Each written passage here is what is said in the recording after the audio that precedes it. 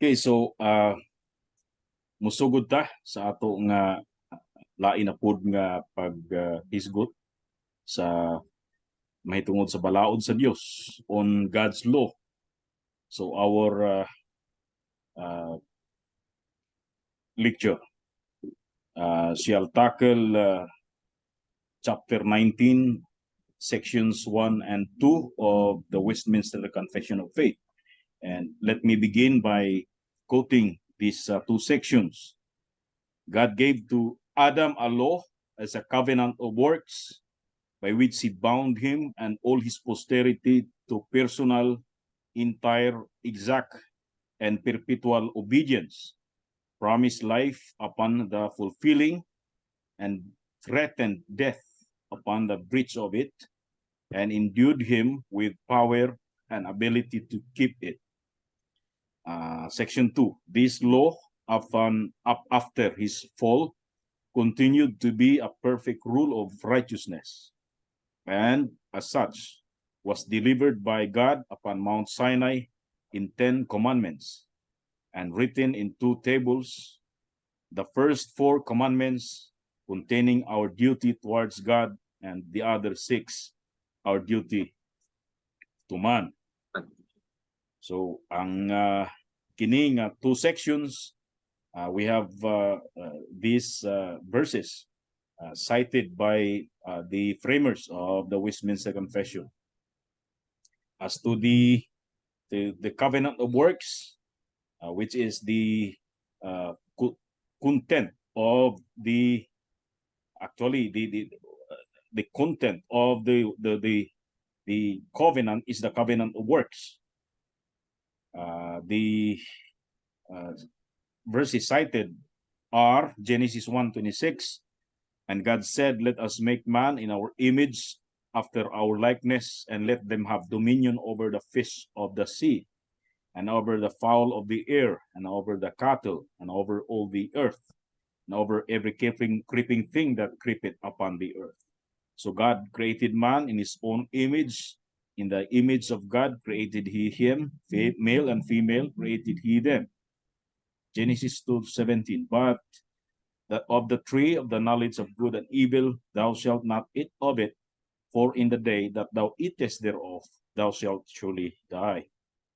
So Romans 2:14, for when the Gentiles which have not the law do by nature the things contained in the law, these having not the law are a law unto themselves, which show the work of the law written in their hearts, their conscience also bearing witness, and their thoughts the meanwhile accusing or else excusing one another. Again, Romans 10:5, for Moses describeth the righteousness which is of the law, that the man which doeth those things shall live by them. Romans 5:12, wherefore as by one man sin entered into the world, and death by sin, and so death passed upon all men, for that all have sinned. For as by one man's disobedience many were made sinners, so by the obedience of one shall many be made righteous. Again, Galatians 3:10, for as many as are of the works of the law are under the curse, for it is written, cursed is everyone that continueth not in all things which are written in the book of the law to do them. Verse 12, and the law is not of faith, but that man that doeth them shall live in them. Last Ecclesiastes 7:29, lo, this only have I found, that God hath made man upright, but they have sought out many inventions. Of course, Job 28:28, and also, and unto man he said, behold, the fear of the Lord, that is wisdom, and to depart from evil is understanding. So we have here the how the Westminster Confession narrates from the giving of the law to the transgression of Adam, how Adam transgressed this law which God has given to him. Now, when Adam violated the particular law given to him in the covenant of works, the consequences of his transgression affected all his posterity. As the federal representative of humanity, Adam's disobedience resulted in the fall in sin and spiritual death of all his descendants.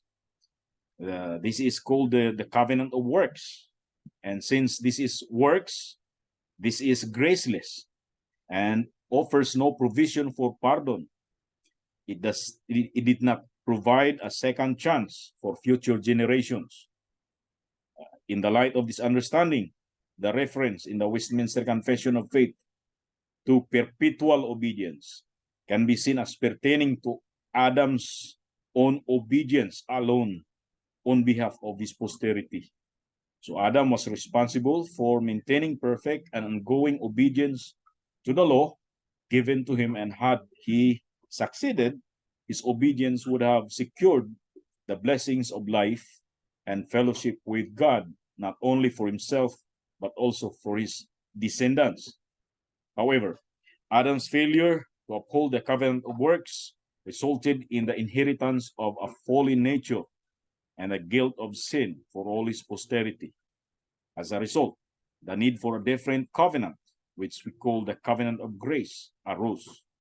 The covenant of grace, God provided a way for redemption and restoration through Jesus Christ, who fulfilled the requirements of the law on behalf of fallen humanity. Therefore, the perpetual obedience mentioned in the Westminster Confession of Faith refers specifically to Adam's responsibility, not ours, as the federal head of humanity, rather than implying an ongoing requirement for perfect obedience from subsequent generations.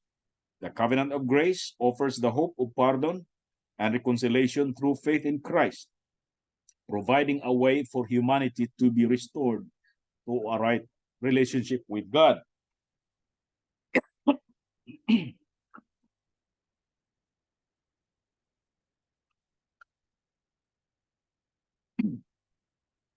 Now,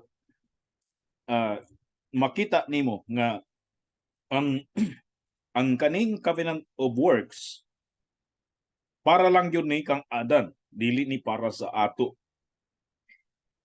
Para kang Adan, to him to obey and to follow, for him to perfectly and perpetually follow.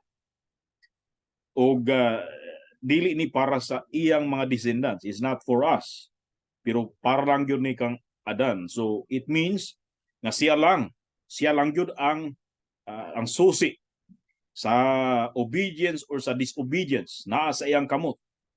O kung obey siya, he is bringing the whole humanity with him. If he does not obey, or if he disobeyed, then all humanity will fail along with him. So para ni sa ato in the sense of the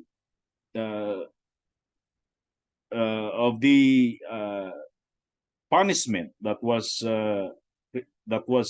the consequence of his disobedience, but it is not for us to follow because it's only for Adam. So muna ang kalahian niini. So although this is a moral part of moral law, or it's a law within the whole range of the whole law of the whole moral law of God, pero kani nga particular nga command, which is mo kani ang content of the covenant of works, para lang for Adam to follow, not us. Pero makita nato that Adam did not successfully obey God. He fell in sin, and then when he fell into sin, he brought the whole humanity with him. So ang next nga section, this law after his fall continued to be a perfect rule of righteousness. Now, pag ingon nga this law, it refers to the whole moral law nga maoy kibali, part of which is the law given to Adam. Pero actually, ang kanang part sa law mo nay basis para to basis to measure the obedience of Adam, whether he could be able to obey the whole moral law. So remember nga, portion lang ni sa moral law ang gihatag niya not to eat of the tree of knowledge of good and evil. Portion lang sa the whole moral law. And in the course of our study, I will give you a diagram for you to look upon para makita ninyo unsa ang diferensya ani nga law particular ug unsa ang diferensya niini and in relationship to the whole moral law. Now, the whole moral law after Adam's fall continued to be a perfect rule of righteousness, and as such was delivered by God upon Mount Sinai in 10 commandments and written in 2 tables, the first 4 commandments containing our duty toward God, and the other 6 are our duty to man. So makita nimo ang other verses that are quoted in the Westminster Confession. James 1:25, but whoso looketh into the perfect law of liberty and continueth therein, he being not a forgetful hearer, but a doer of the work, this man shall be blessed in his deed, or blessed in his deed. Chapter 2, verse 8, if ye fulfill the law, the royal law according to the scripture, thou shalt love thy neighbor as thyself, do ye do well. Verse 10, for whosoever shall keep the whole law, and yet offend in one point, is guilty of it. Verse 11, for he that said, do not commit adultery, said also, do not kill. Now if thou commit no adultery, yet if thou kill, thou art become a transgressor of the law. Okay, so ingani ang mabalik ta sa principle sa transgression. Although ang imong na violate is portion lang of the whole law, so pag violate nimo sa portion of the whole law, you are violating all the law, because even if you did not even if you did not commit adultery, yet if you committed murder, you have already transgressed the whole law.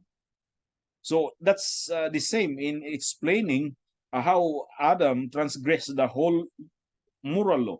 He was only given a portion of it, but when he transgressed it, he also transgressed the whole moral law. So, verse 12, speak ye and so do, as that they that shall be judged by the law of liberty.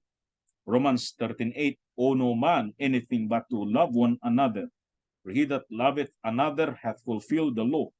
For this, thou shalt not commit adultery, thou shalt not kill, thou shalt not steal, thou shalt not bear false witness, thou shalt not covet. If there be any other commandment, if it is briefly comprehended in the saying, namely, thou shalt love thy neighbor as thyself. Deuteronomy 5:32, ye shall observe to do, therefore, as the Lord your God hath commanded you. You shall not turn aside to the right hand or to the left. Chapter 10, verse 4 of Deuteronomy. And he wrote on the tables, according to the first writing, the 10 commandments, which the Lord spake unto you in the mount out of the midst of the fire in the day of the assembly. And the Lord gave them unto me. Exodus 24:1.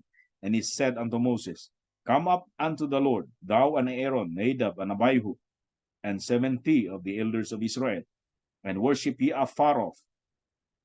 Matthew 22:37, Jesus said unto him, thou shalt love the Lord thy God with all thy heart, and with all thy soul, with all thy mind. Verse 38, this is the first, sorry, the first and great commandment, and the second is like unto it, thou shalt love thy neighbor as thyself. Verse 40, on these 2 commandments hang all the law and the prophets.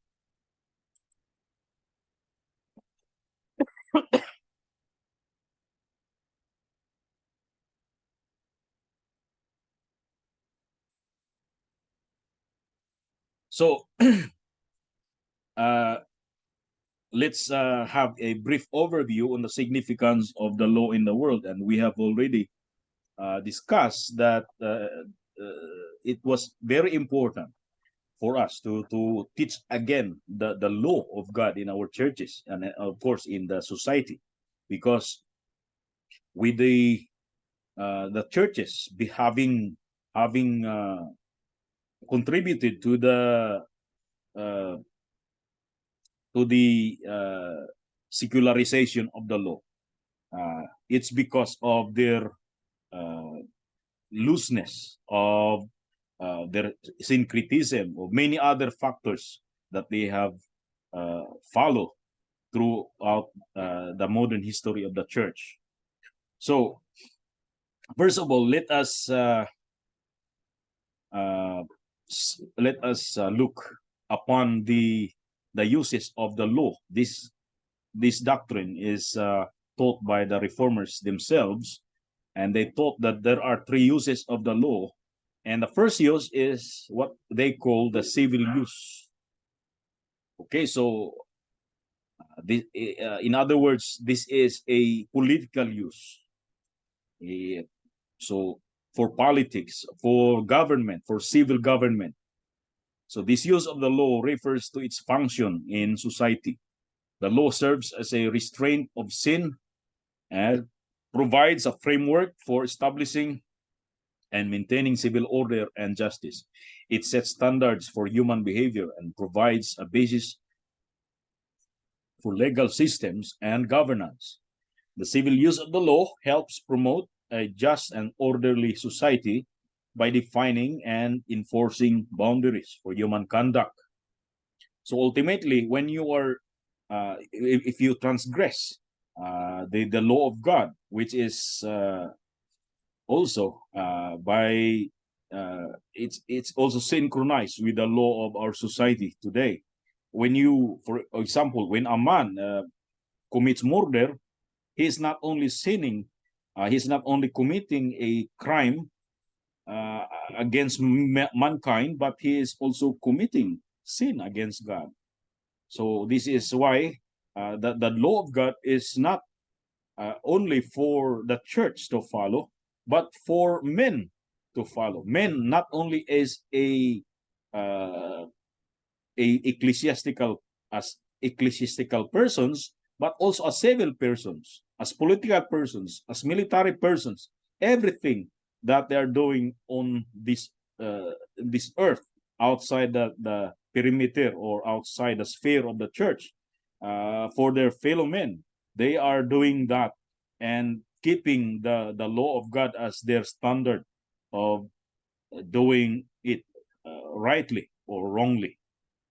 So that's the first use of the law. And the second use is the pedagogical use. This is also known as the tutor or schoolmaster's use. So that the law is our schoolmaster that brings us to Christ, that introduces Christ to us. This refers to the role of the law in convicting people of their sinfulness and pointing them to their need of a savior.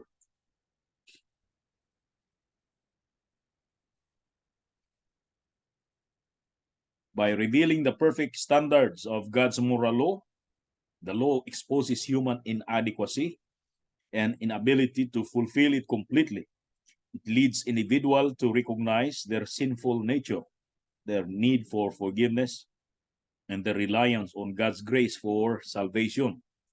The pedagogical use of the law acts as a guide that drives people to Christ. By the way, this law that we are speaking now refers to the whole moral law, not just the law what that was given to Adam, which was a part of the whole moral law.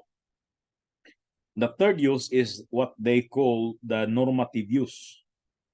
This use of the law refers to its ongoing relevance and application for believers in their Christian lives. Even though Christians are no longer under the law as a means of earning salvation, the law still serves as a guide for moral living.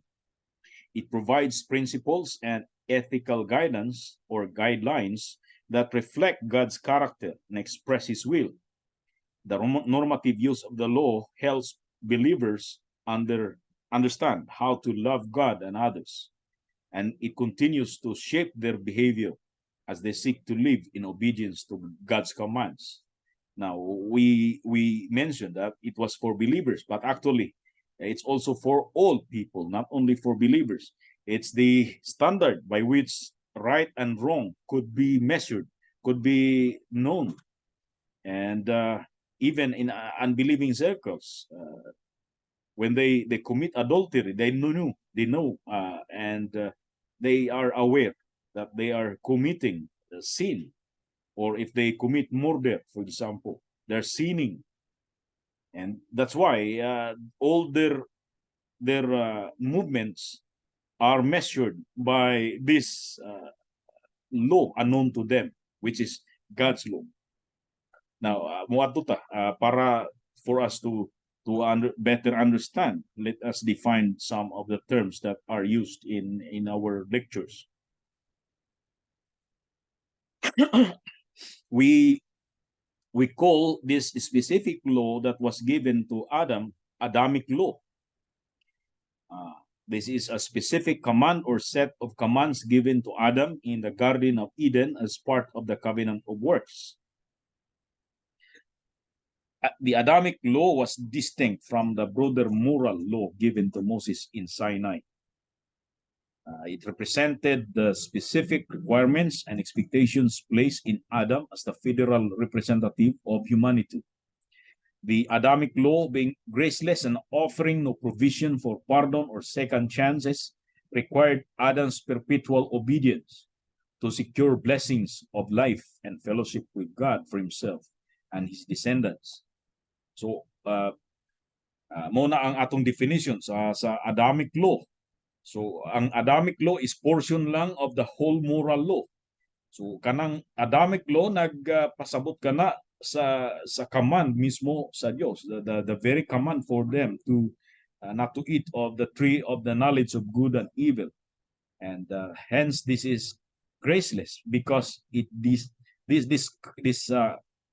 law brings no second chance or promises no second chance for those who have already offended God or those who have already transgressed this law. It does not give a second chance.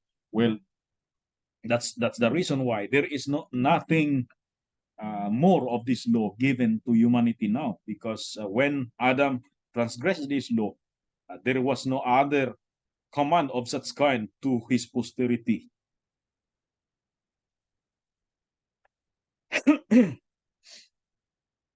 Then the moral law. What do we mean by saying moral law? In the context of the Mosaic law, that is the law of Moses, the term moral law can refer to the overarching principles and ethical standards that underpin the entire code of laws given to Moses and the prophets. So we have the verses Exodus 21-17, Deuteronomy 5:6-22, Deuteronomy 6:4 and 5, Matthew 22:37-40, Mark 12:30 and 31, Luke 10:27, Romans 39. So it refers to the two tables of the law. The first table consisting of four laws, and the second table consisting of 5 laws. All of them are 10 in total. So this moral law can be understood as a reflection of God's character and its demand for human obedience. Within the Mosaic law, there are different aspects or categories that serve as outward corporate applications in which the moral law is expressed. These categories include the ceremonial and judicial aspects. So, mura na siya ang moral law is naay iyang sub-point. I mean, moral law is the underlying or the substance of expressing and reflecting the character of God, the holy character of God. Pero tungod kay naa may mga comunidad. There is a community of God and also the community of people, whether they are God's people or not. So they have to be expressed, that the obedience of this moral law have to be expressed in terms of corporate obedience. And in corporate obedience, they have to obey that as a church, and in other sense also they have to obey that as a state, as a people of governing people and the governed. So duha ang function sa komunidad. They function first of all as an ecclesia or as a church in which there is the law of God obeyed through ceremonial and through rituals. And here is also the other side of the coin, which is their function as a state. They function as a state, and hence they also have to obey the law of God in terms of the civil law or the judicial law. Okay, so ang moral law, ang moral law is could be obeyed individually and corporately or collectively, but you will not see that in collective obedience obeyed unless you do that as a community. O ingon nga komunidad, they have to do that as a church. So in their other the other sphere of their organization or of their community, they function as a church. And so therefore there is the ceremonial law in the done in the tabernacle and also in the temple. Now, what do we mean by ceremonial law? The ceremonial laws in a Mosaic law pertain to the corporate ecclesiastical outward ordinances, rituals, practices, and ceremonies within the Israelite community. They were the Old Testament means of grace, by which Christ was spiritually appropriated and received, which encompass regulations concerning the priesthood, the sacrificial system, the tabernacle, later the temple, and various festivals and observances. The purpose of these ceremonial laws was to establish and maintain the ecclesiastical corporate worship life of the Israelites, providing a framework for approaching and worshiping God. Kita na to Leviticus chapter 16 verses 1 to 34, Leviticus chapter 23 verses 1 to 44, and Hebrews chapter 9 verses 9 and 10. And siguro sa umaabot nato nga mga lectures, we will delineate and we will elaborate on this matter concerning how the people of God in their ecclesiastical capacity are given the ceremonial laws and what are the ceremonies. So we will elaborate, but here let us just mention them in passing. The ceremonial laws often involve symbolic acts, purification, rituals, dietary restrictions, and rules for maintaining ceremonial purity.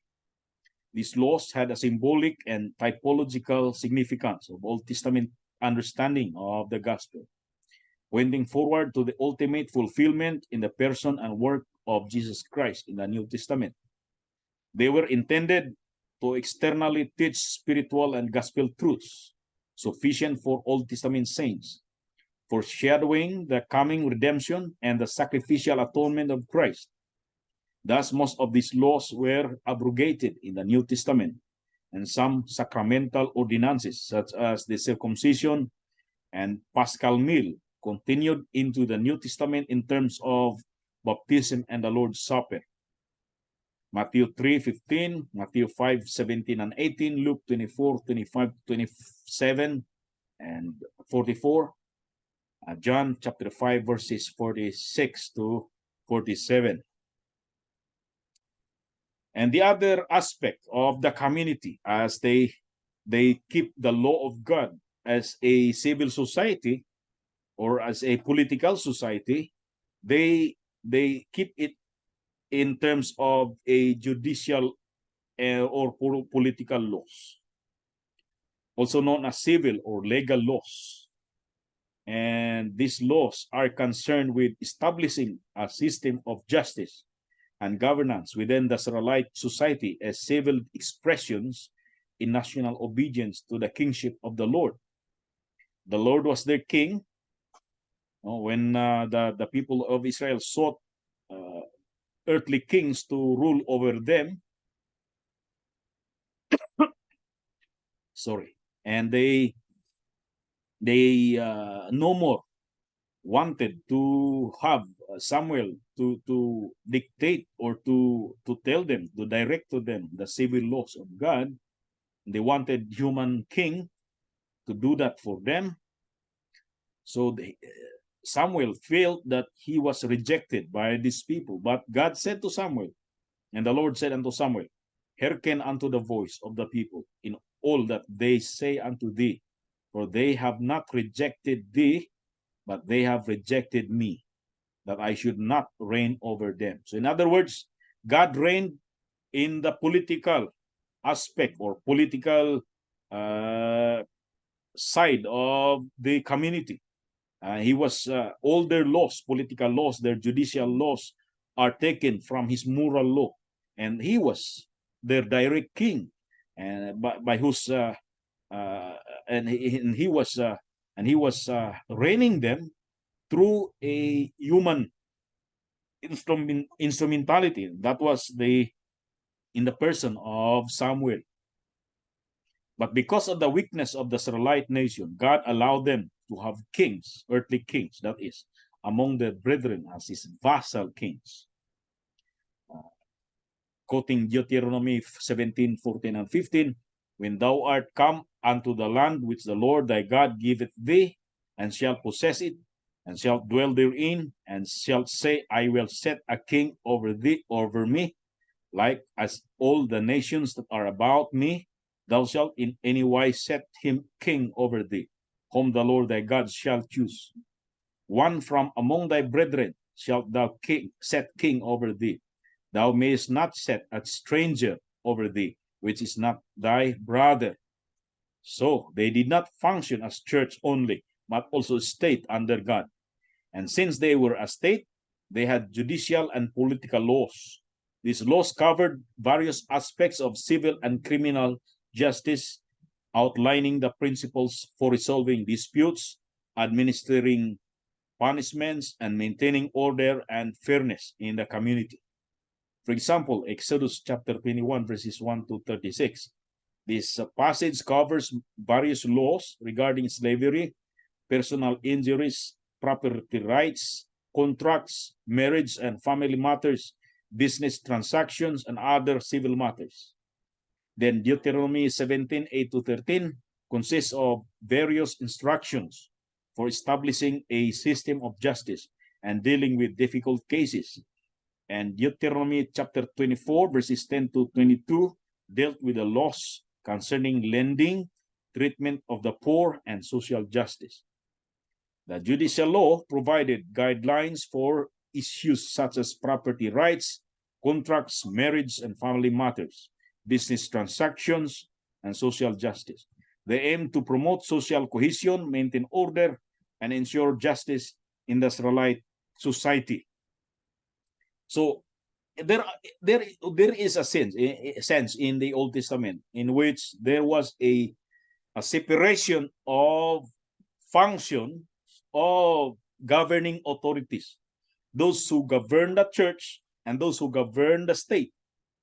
And the church and the state, they are all one people. The people were not divided into two classes. Some people are only members of the state and the rest are members of the church. No, they are one people, and this one people, they function in two functions. First, they function as ecclesiastical persons. Second, they function as civil persons. So as ecclesiastical persons, they have governing authorities that rule over them, and they are the priests, the Levites, the prophets, And as a people that also function as civil society or is a state, they also have governing authorities within them. They are the governed, and they have the governors, the rulers. And God wanted them to choose rulers from among their brethren that rule over them, because of the fact that the ruler must deal with the people of God, must rule with the people of God by the same moral law that He has given to them. Okay, so kana ang explanation nga at least makita nimo nga walay total separation of church people and state people. All of them are the same people, although they function as a dual. They have dual functions. They function as ecclesia, and they also function as state. So while the ceremonial and judicial laws have specific applications and contexts, they are ultimately rooted in and derived from the underlying moral law. The moral law encompasses universal moral principles that transcend specific cultural or historical contexts. Within the framework of the Mosaic law, the moral law represents the fundamental ethical principles given by God, while the ceremonial and judicial laws are specific applications of the moral law in the religious and civil aspects of Israelite life. The ceremonial laws pertain to religious rituals and practices, and the judicial laws address civil and legal matters. However, all these aspects are interconnected and find their functions in the broader framework of the moral law. So I have here a diagram. Nakita ba ninyo ang diagram? Unsay relationship sa Adamic covenant o sa the whole moral law. So this the triangle is my favorite illustration, maybe because of my of that. This is also my favorite diagram to illustrate the Trinity. That's why. So makita nimo nga all of this consists of the moral law. Now, while this consists of the moral law, ang covenant of works ni anak siya nag-consist siya. Mo ni ang covenant of works. Part lang na siya sa the whole moral law. Og unya ni adiri ang covenant of grace, which is diha ang 10 commandments. Nganong ingani ang akong diagram? The reason why this is the how you see it, this is the diagram that is suitable to our subject, is because I want to emphasize that there, in the giving of the 10 commandments, it was not the republication of the Adamic law. It's although there are symmetrical similarities with the concerning the covenant of works and the covenant of grace, the 10 commandments, or the Adamic law and the 10 commandments, although they are symmetrically similar to one another, and yet you will see that they are not identical. So ang paghatag sa 10 commandments actually is not the same as the republication of the Adamic law. Kaya kung if you republish the Adamic law, you will get no pardon when you transgress against that law. So atong gahatang nga gamay diri og in passing, so I have already given the definitions, but let me repeat some of this. The covenant of works was established between God and Adam in the Garden of Eden. Under this covenant, Adam's obedience to God's commandments, including the prohibition to eat from the tree of knowledge of good and evil, determined his standing before God.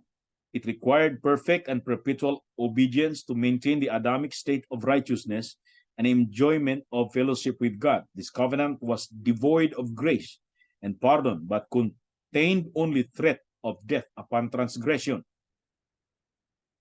Then, prohibition to eat the tree of knowledge of good and evil, Genesis chapter 2, verses 16 to 17. God's command to Adam not to eat from the tree of knowledge of good and evil served as a specific test of his obedience within the covenant of works. The prohibition was part of and was a reflection of God's holy character, similar with the moral law of God, emphasizing God's absolute sovereignty to demand obedience to his creation. The covenant of grace is a redemptive covenant established by God after the fall of humanity. It is rooted in God's grace and mercy, offering salvation and reconciliation through faith in Jesus Christ. Unlike the covenant of works, which depended on human obedience, the covenant of grace provides forgiveness of sins and eternal life as a free gift through Christ's sacrificial death and resurrection. This covenant is characterized by God's unmerited favor and the transformative work of the Holy Spirit in the hearts of believers. The Ten Commandments. While there are similarities between the law given to Adam and the Ten Commandments given to Moses, they also have important distinctions. The law given to Adam, including the prohibition to eat from the tree of knowledge of good and evil, was a specific commandment relevant to the context of the Garden of Eden, the covenant of works. On the other hand, the Ten Commandments were given to the Israelites as part of the Mosaic covenant, which provided a comprehensive moral and legal framework by their relationship with God and with one another. While the principles of righteousness and holiness undergirded both sets of laws, the specific commandments and their application differ due to the different contexts and purposes of the covenants. I will just leave this to you to finish reading it, but let me return to our subject. So, na diferensya, and we'll eventually tackle this. So, the covenant of works have this Adamic law as the content or as the substance of it. Oh God, this is graceless without the promise of pardon. There is no promise of anything other than the threatening of death upon the transgression of this. So this is a covenant. Why? Now let's read Genesis chapter 1 verses 26 and 27.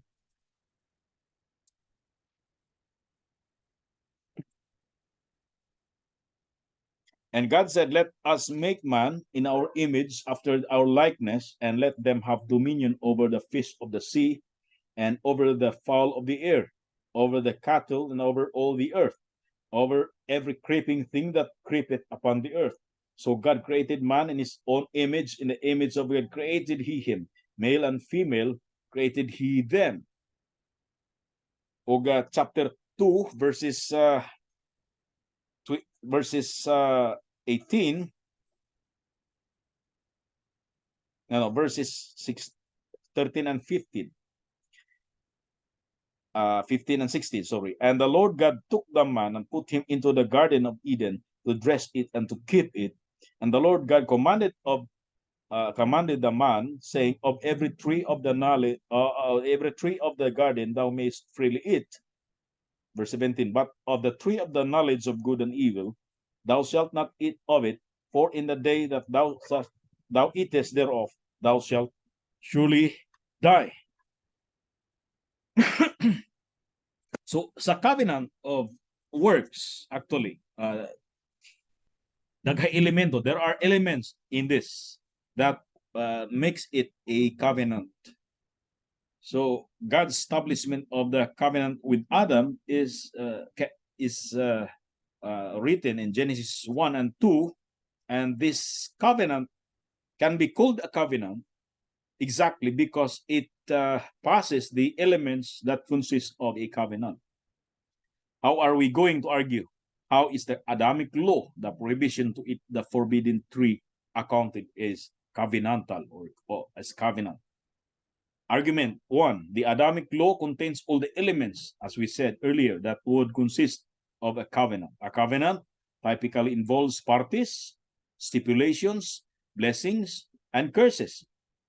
In the case of the prohibition to eat of the forbidden tree, there is a clear command of God, stipulation, consequences for disobedience, curse, an implicit blessing for obedience, the continuation of the harmonious relationship with God, and the enjoyment of the rest of creation. Another argument is when we see God unilaterally gave Adam a covenant responsibility, then that means there is a covenant.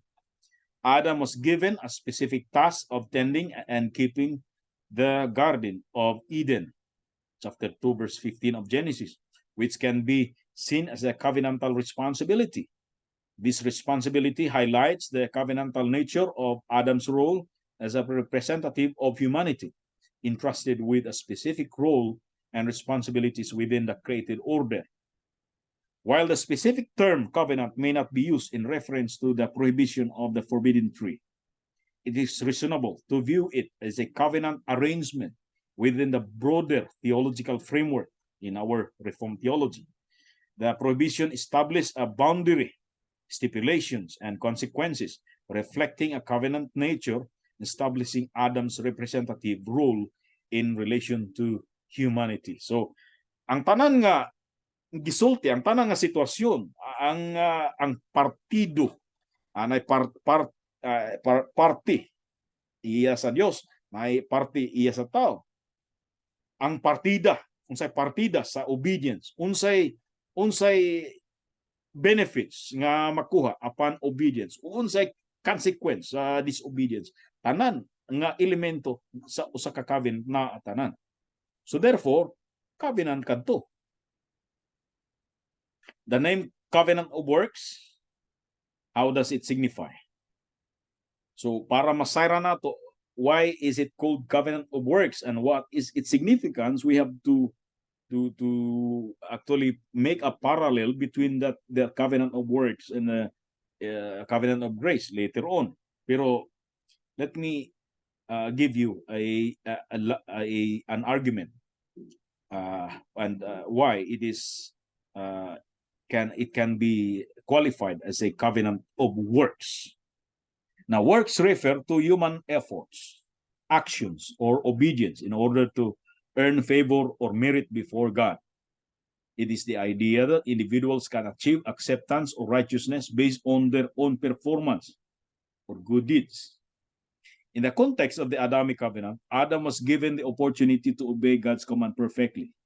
And if he had done so, he would have earned eternal life and continued fellowship with God on the basis of his obedience alone. Then grace, on the other hand, represents God's unmerited favor, and it's very opposite to grace, that covenant. It represents God's love and kindness extended to humanity. It is undeserved because it is grace, and it cannot be earned by human effort. It is the divine initiative of God in reaching out to save and reconcile sinful humanity, which is at that time, humanity was not sinful yet. The covenant of grace established through Jesus Christ is based on God's gracious provision of salvation through faith, not on human merit or obedience, which at that time, there was no need of redemption. And so there is no grace. So it's very clear that it was not a covenant of grace. It is covenant of works. Now, in the light of this contrast between works and grace, the term covenant of works is used to describe the arrangement with Adam because it emphasizes the principle of works-based acceptance before God. The Adamic covenant was based on a condition of perfect obedience where Adam's adherence to God's command would have earned him, at least would have prevented him from dying and earned him the continual blessings of eternal life, the continued fellowship with God solely by his merit. Now, within that context, Adam stood as the representative of the whole human race in that covenant. So he was the federal representative in the covenant of works, representing all his descendants, his posterity. We see that referred to by Apostle Paul in Romans chapter 5, verses 12 and 9. Wherefore, as by one man sin entered into the world, and death by sin, and so death passed upon all men, for that all have sinned. For as by one man's disobedience many were made sinners, so by the obedience of one shall many be made righteous. Ko, palihog ranig, butay tubig.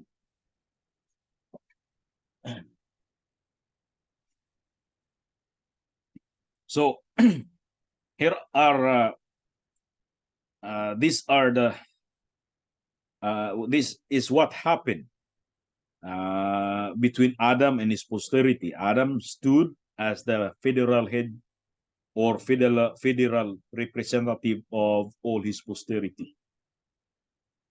So, kung ingana, there are people, there are objections, and one of those is like this: how can individual men, okay, how can we as individuals, being answerable for the sin that only Adam had committed? Why? Well, it's very easy. Adam, according to the Bible, represented all his descendants. And his sin was imputed to descendants. And let's further explain it. In federal headship, Adam is viewed as the representative of all humanity, just as an elected official represents and acts on behalf of a larger group of people. In the Philippine context, we are represented by our president wherever he goes, when he speaks, and when he signs contracts, agreements, and treaties. He is representing the whole Philippines, and he is representing every Filipino. So, in that sense, Adam is seen as the representative of the entire human race. Therefore, his actions and their consequences have implications for all his descendants. 1 Corinthians chapter 15, verse 22, Romans 5, 18 and 19, 1 Corinthians chapter 15, verses 45 to 49, Ephesians chapter 2, verse 3. So, kinahanglan nga inom ko kay ang akong digid mayang paminaw.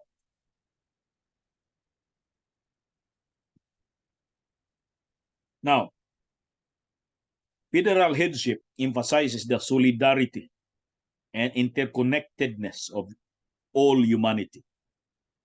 Adam's sin is understood as a corporate or collective act that affects the whole human race. By being united to Adam as their federal head, all humans inherit the guilt and consequences of his disobedience. Romans chapter 5, verse 19, Hebrews 7, 9 and 10, 1 Corinthians 5, 15, 22, Hebrews chapter 2, verse 11, Genesis chapter 9, verses 9 to 17. The concept of covenant plays a role in understanding the imputation of Adam's sin. In the biblical narrative, the covenant of works is often associated with Adam and his obedience or disobedience as covenantal implications for all humanity. Just as a leader's decisions and actions can impact an entire nation or community, so Adam's actions affect all his descendants in a covenantal sense. Now, let's discuss concerning the Adamic Law. We call that Adamic Law, not just law, but Adamic Law. Let's examine this law specifically given to Adam in the Garden of Eden. Of course, we have read Genesis 2:17. It's the prohibition to eat from the tree of knowledge of good and evil in the Garden of Eden. And it is categorized as a law within the broader understanding of biblical principles and legal framework. And there are some arguments supporting this perspective. First, the prohibition given to Adam and Eve regarding the tree of knowledge of good and evil can be understood as a distinct and unambiguous commandment from God. Meaning, God gave them in a clear manner. Klaro. So, dili ingon nga gipaagi sa parables or sa mga hidden or mysterious codes or language. God gave the law as a set of clear boundary, and he established a specific rule that they were expected to obey. The clarity of this commandment aligns with the characteristic of laws, which provide explicit guidelines and expectations for behavior. So bisan asa ka nga mga legislation kinahanglan ang usa ka legislation, usa ka bill ipasa in a clear manner. So once nga ma-approve na siya, mahimo na siya nga law. O so kung mahimo nga law, usa sa mga requisitos is that should be clear. It should be a comprehensive and clear in its language. And what was given to Adam and Eve is a clear instruction, and that could be qualified as law. And the commandment, secondly, came with a clear consequence for disobedience, which is death. Galatians 3:10 and 12, when speaking to the whole moral law, Moses quoted from the law that those who disobeyed and should not and are not obeying the law shall have the curse of the law, the death penalty. So this implies a cause and effect relationship between breaking the commandment and facing the consequences. The existence of a specific consequences for disobedience aligns with the concept of laws, where violations result in specific penalties or outcomes. Then the prohibition to eat from the tree of knowledge of good and evil so carries a moral dimension. It distinguishes between right and wrong. It distinguishes between good and evil. Laws often address moral principles and provide guidelines for ethical behavior. And this commandment established a moral framework for Adam and Eve's actions. Then the commandment given to Adam and Eve was not specific to their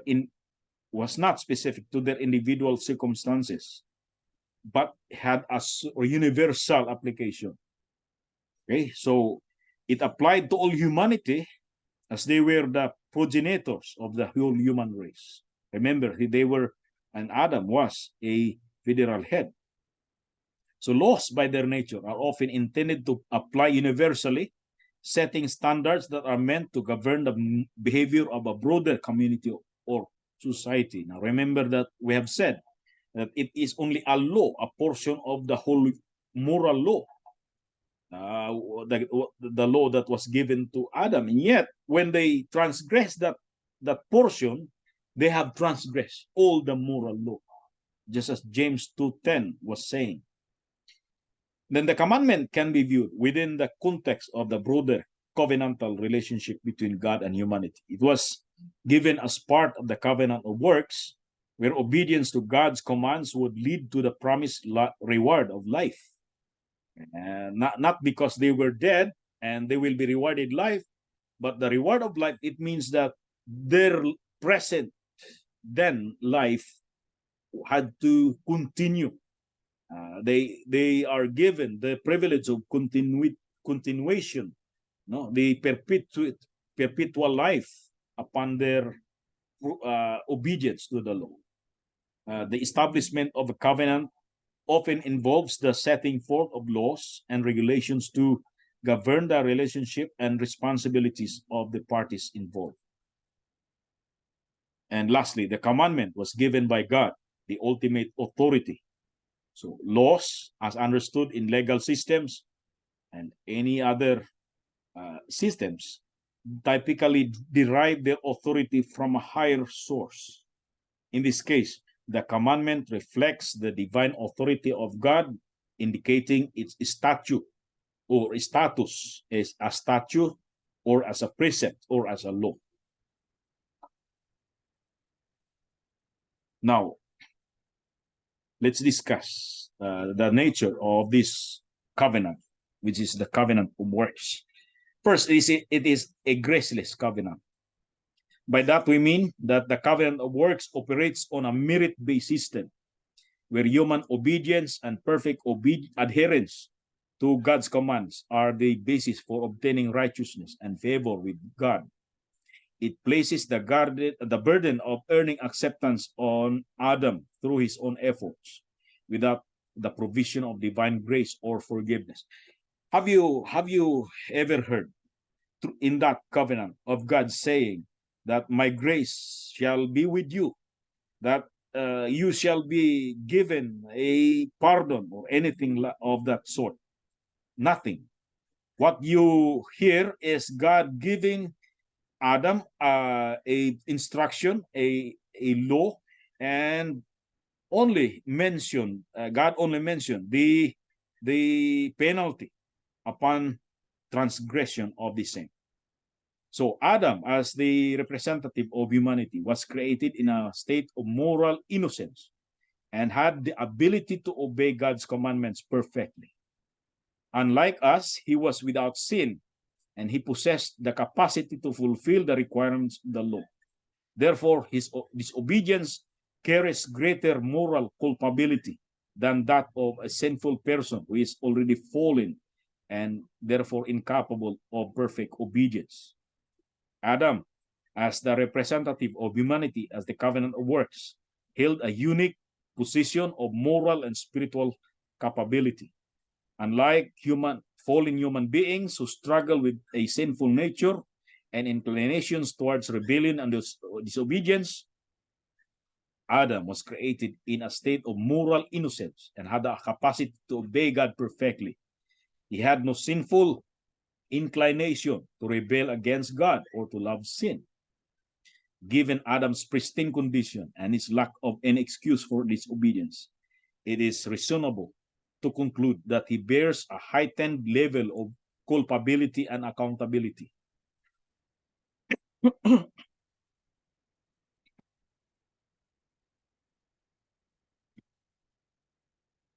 He was not burdened by the internal struggles and sinful inclinations that afflict us now, fallen humanity.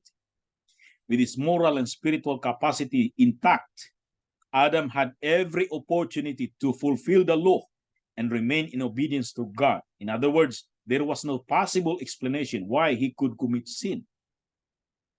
Therefore, his transgression of the commandment in the Garden of Eden is viewed as an aggravated offense. He had no external pressures or inherent weakness that would have hindered his ability to obey. His disobedience was a deliberate act of rebellion against God's authority and a conscious choice to defy the clear commandment. As the representative head of humanity, Adam's culpability and answerability extend beyond himself. His actions had far-reaching consequences for all his descendants, affecting the entire human race. The significance of his disobedience is magnified by the fact that it introduced sin and its consequences into the world, resulting in the brokenness and fallen state of humanity. So any question? Ana nga portion before we go to the last points of our discussion.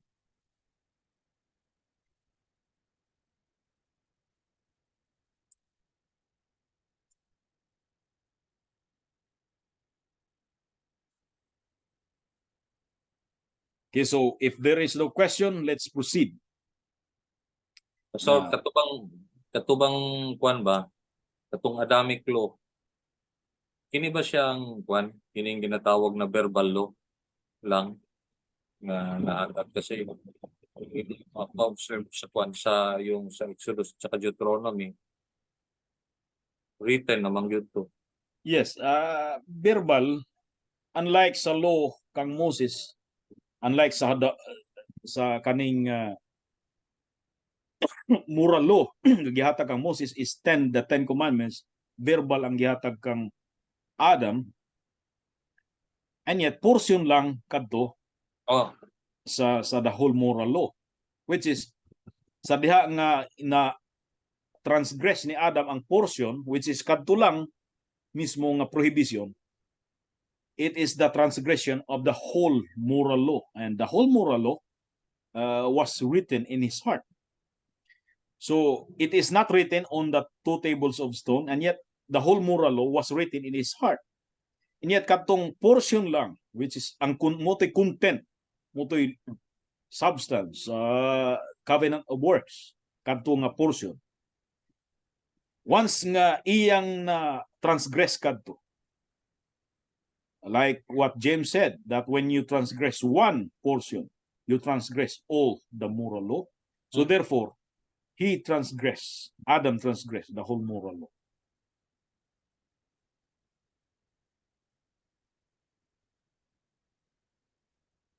so yung ginaingon ni mo, Pastor, na covenant of work, yung covenant of work, what about sa kwan katong sa the promise na ng Genesis chapter 3:15? Kadto na to, pasok na to sa covenant of grace. No? So the moment God intervened in history, the covenant of grace was introduced. Although the covenant of grace, gitang tawag ni ana, in eternity past, for the lack of term, no, there was no eternity past. But since there is no appropriate term to describe what we mean, so in eternity past, there was already that covenant of grace, which is called by most theologians covenant of redemption. So it's the giving of that in history when God intervened, because if he did not intervene, there were no salvation to humanity at all, because the covenant of grace of works did not promise a grace or a pardon. All what it took Adam was to transgress it, and then God threatened him with death. Period. So kana ang kalahian sa covenant of works o sa covenant of grace. So therefore, pasok na ang giving of the 10 commandments, and of course the promise of the victory of the seed of the woman against the serpents and the seed of the serpents. It's now within the perimeter of the covenant of grace. Yung perimeter ng covenant of grace, it started sa Genesis chapter 3:15. Yes, the moment God intervened in history. Thank you, Pastor. You're welcome, Mr. God. Okay, so we will further discuss that by distinguishing Adamic laws from all laws. So the Adamic law, or the prohibition regarding the tree of knowledge of good and evil in the Garden of Eden, has some distinctive features that set it apart from all other laws in the Bible. Here are the key differences. Unlike many other laws in the Bible, the Adamic law did not promise higher heavenly rewards for obedience. The focus of the commandment was primarily on the obedience itself and the consequences of disobedience, rather than offering specific heavenly rewards or blessings for adherence to the command. It's only focused on earth. Then the Adamic law did not promise blessings that exceeded the unfallen state of Adam and Eve. In their original state, they enjoyed a harmonious relationship with God and the perfect environment of the Garden of Eden. The command to refrain from eating the forbidden fruit was intended to preserve their original or pristine state of innocence and maintain the ideal condition they were already in. So it did not promise a heavenly bliss, which is what we have as believers now in Christ. Then the primary emphasis of the Adamic law was on obedience and the clear consequences of disobedience, which is death. It highlighted the importance of an adherence to God's commandments and the seriousness of transgression, rather than providing additional rewards or blessings beyond the existing state of Adam and Eve. So the Adamic law was the substance of the covenant of works, which had its own distinct nature and purpose. Unlike other laws in the Bible that were given within different covenantal contexts, the Adamic law was specifically designed to test the obedience of Adam and Eve and establish the consequences of disobedience for all humanity. So we'll continue to the comparison and to the contrast of Adamic law and the other moral laws. Comparison, they all have their divine origin. Both the Adamic law and the moral law of the Bible have their origins in God. They are commandments given by God to guide human behavior and establish standards of righteousness. And also, both of them have universal applications. The Adamic law and the moral law have universal application. The Adamic law, though initially given to Adam and Eve, had implications for all humanity since Adam was their representative. Similarly, the moral law found throughout the Bible applies to all people across time and cultures. Now, both of them are a reflection of God's character. Both the Adamic law and moral law reflect God's character and reveal his standards of righteousness and holiness. They provide guidance on how to live in accordance with God's will and reflect his moral attributes. While they have parallel in giving them parallel, they have similarities, and yet they have also contrasts, contrasting character or contrasting nature. For example, in their covenantal contexts, the Adamic law is specifically or especially associated with the covenant of works, a unique covenantal arrangement between God and Adam as the federal head of humanity. While the moral law, on the other hand, is not confined to a specific covenant, but is found throughout the Bible as a consistent standard of ethical behavior. So we have other covenants, other expressions, or other reestablishment of the same covenant of grace. For example, the Noahic covenant, Abrahamic covenant, Mosaic covenant, Davidic covenant. All of these covenants, they have the same moral law given to them. The moral law as the contents of those covenants. While the Adamic covenant or the covenant of works have only that portion of the moral law given to Adam. Remember the language of the Westminster Confession, that Adam was given a law, not the law. Now, the Adamic law was a specific commandment given to Adam and Eve regarding the tree of knowledge of good and evil. It had a clear boundary and consequences. In contrast, the moral law of the Bible encompasses a broader range of commandments and principles that covers various aspects of life, relationship, and moral conduct.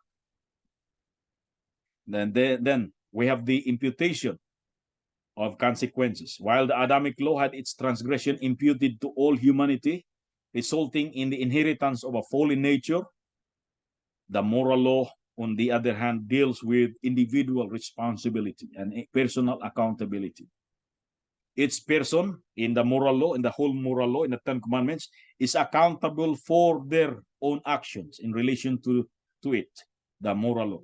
And the consequences are individual in nature.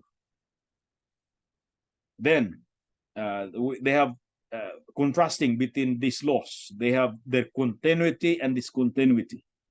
The Adamic law was specific to the pre-fall state of humanity and was therefore discontinued with the entrance of sin into the world.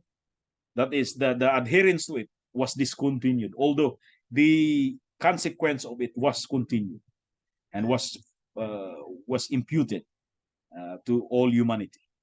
Now, in contrast, the moral law of the Bible continues to have relevance and applications throughout human history, providing a standard of righteousness for believers. So in summary, while the Adamic law and the moral law share some similarities, they are not identical. So therefore, they have also, on the other hand, significant differences. The Adamic law was associated with a specific covenantal context, and it had a limited scope and had its consequences imputed to all humanity. The moral law of the Bible, on the other hand, has a broader application, deals with personal accountability, and continues to be relevant for believers throughout history. So here ends our discussion for tonight. Any further question?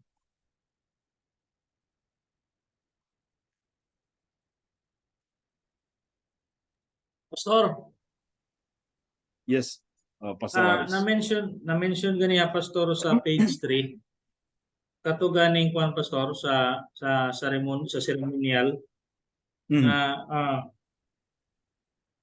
sa last kuan sa before ang judicial law ang political law, nagsulti diha na abrogated, most of these laws were abrogated in the New Testament. In other words, they were repealed.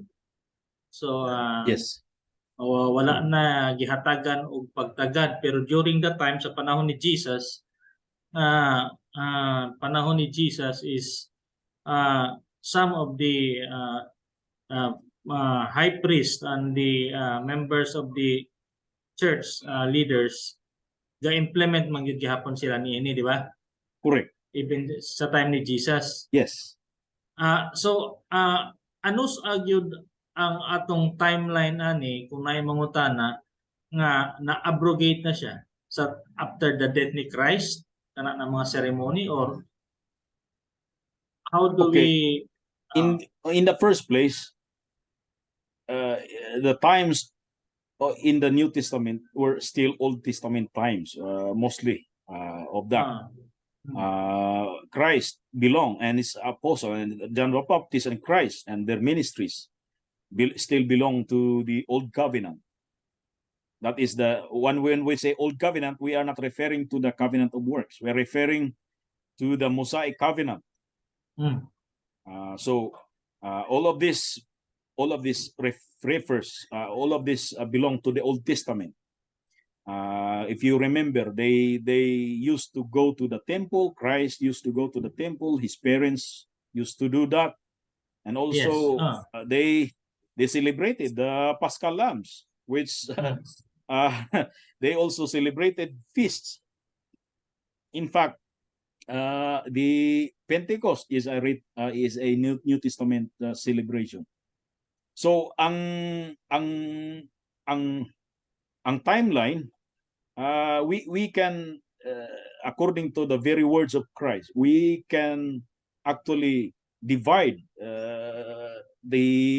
we can draw the line of demarcation between the Old Covenant to the New Covenant, right in the giving of the introduction of the Lord's Supper, when Jesus Christ said, "This is the blood of the new covenant that I'm giving to you."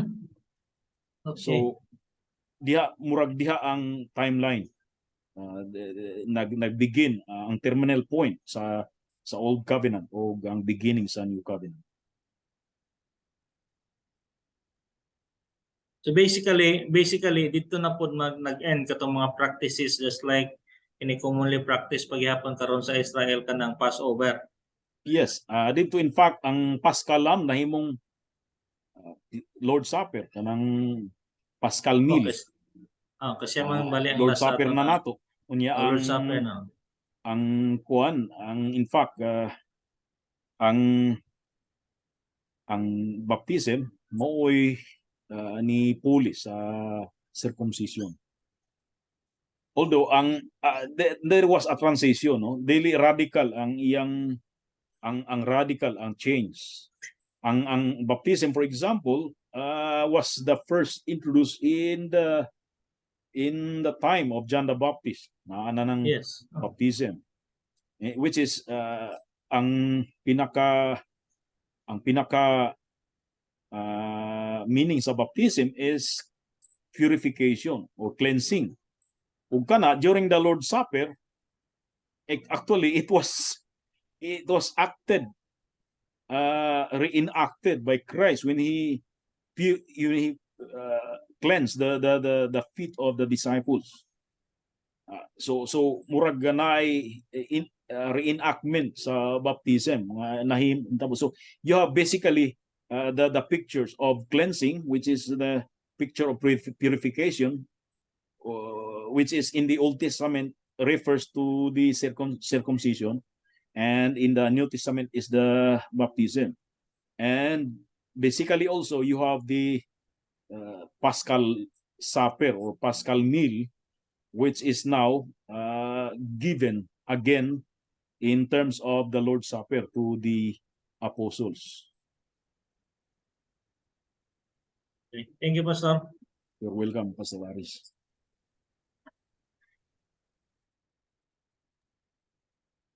Pastor, Yes. katong ban pastor ba katong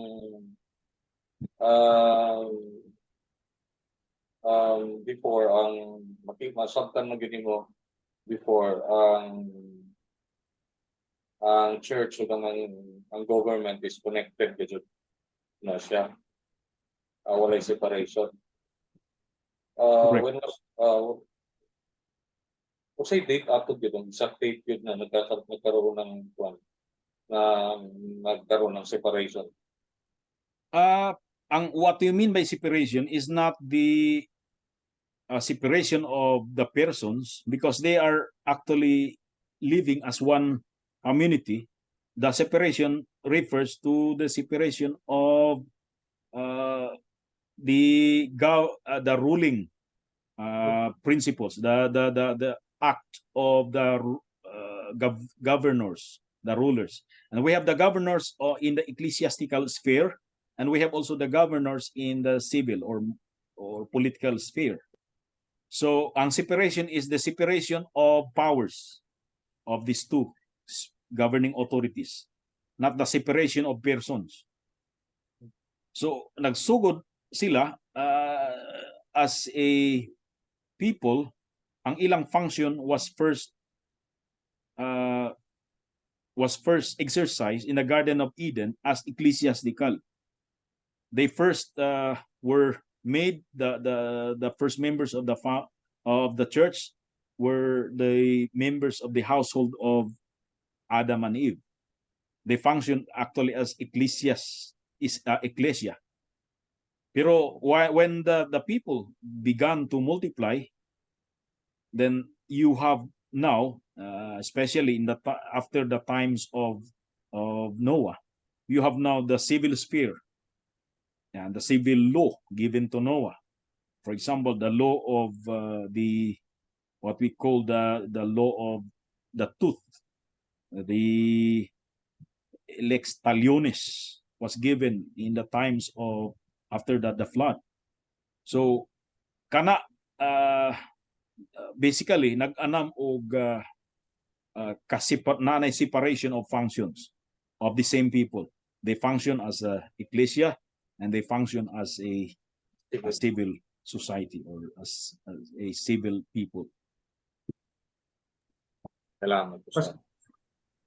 Pastor, addendum lang sa pangutana. Kon lang.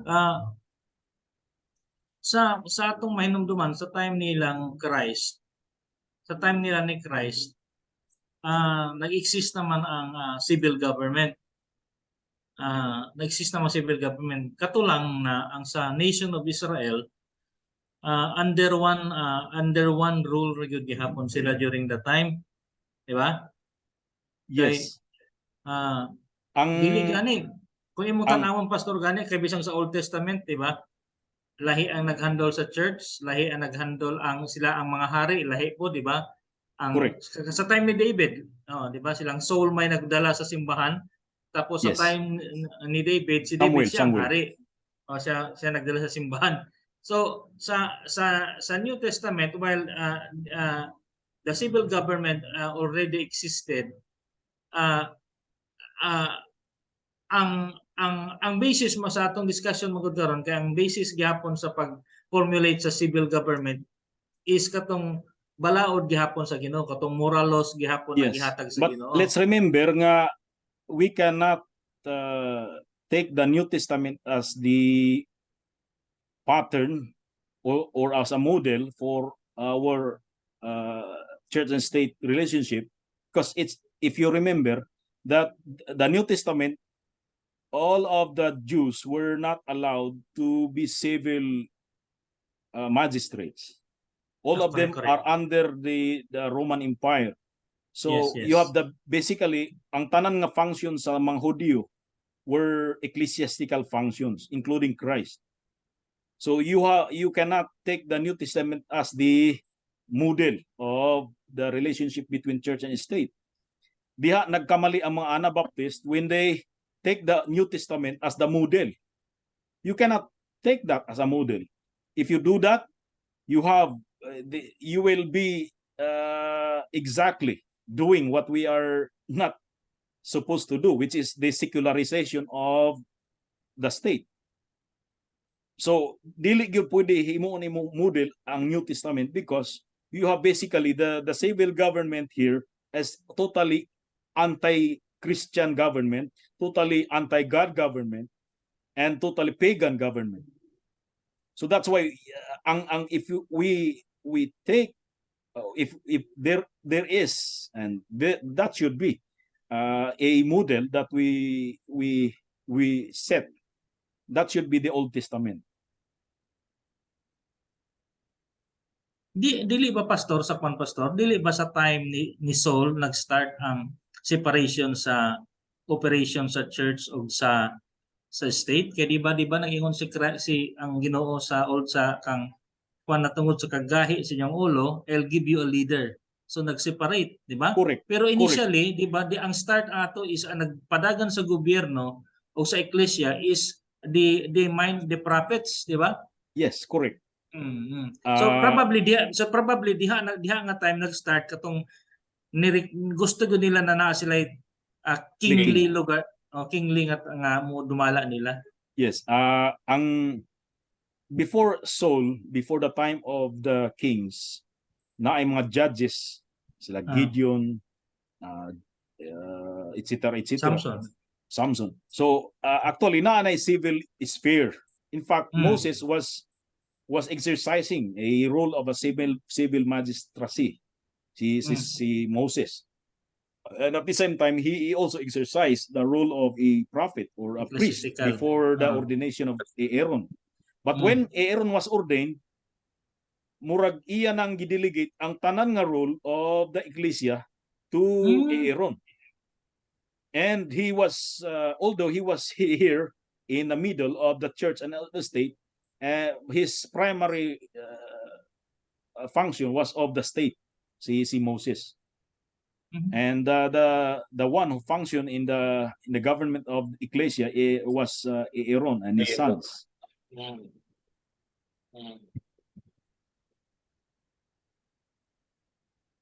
So, pag dili masabtan na, mahimo kang mura ka og Jehovah's Witness pag di ka makasabot ana nga relationship, makakuan gyud, mawala ka. Pananglitan mo adto kag New Testament diretso tapos dili nimo mahatagan og explanation ngano nga dili New Testament ang model, mawala gid ka. Mahimo kang Anabaptist nga i-separate gyud nimo ang church as if ang church is dapat ang church dili gyud manghilabot sa spiritual nga aspeto sa estado. So mawala ka. That's why mga Puritans sa ilang period, because they understood that exactly. So they want the law of God to be central not only in the ecclesia but also in the state.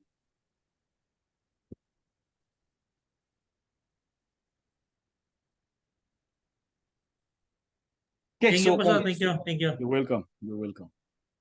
So kung wala na, please I request Pastor Aris to give us the closing prayer. Let us pray.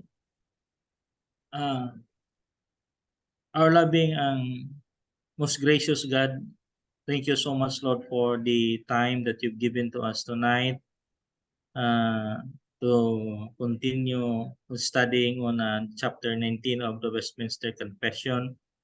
Thank you, Lord, for the strength that you've given to Pastor Rocky despite his